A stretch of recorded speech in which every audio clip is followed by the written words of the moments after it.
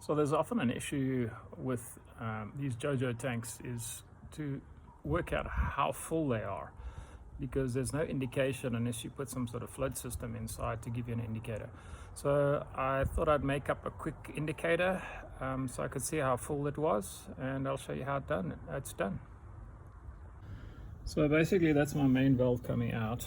I got a valve there, and then I've got a T-piece and a contraption here and a low pressure tap here as well.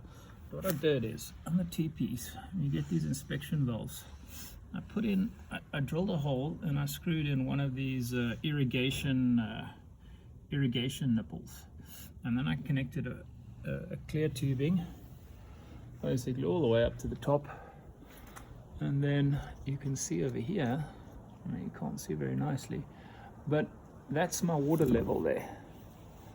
That the water level will come up the same level, so as it goes down I can monitor it, and then I've just put gradations there. I marked on the tank which level it is, and then just put a cable tie over there and over there, so I can see, okay, I've got 8,030 liters left, or sorry, 830 liters left, and it's as simple as that.